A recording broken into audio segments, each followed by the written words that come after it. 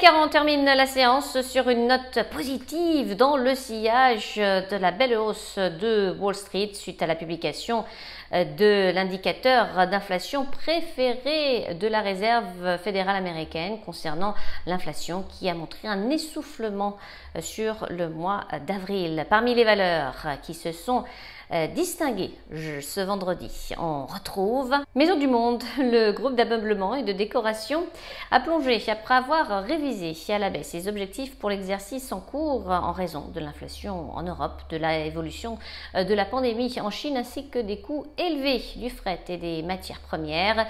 Le groupe anticipe désormais des ventes en baisse moyenne à un chiffre contre une hausse anticipée précédemment et une marge d'exploitation de 5% ou plus contre environ 9% auparavant.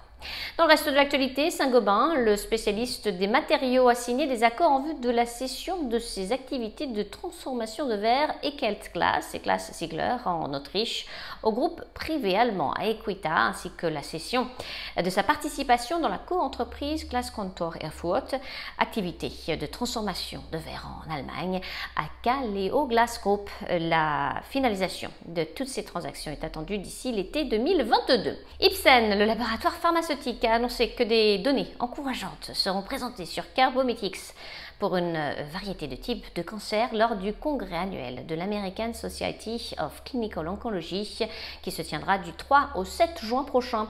Ces données montrent que le potentiel thérapeutique du Carbometics en tant qu'option thérapeutique de clé contre un large éventail de tumeurs continue d'être réalisé.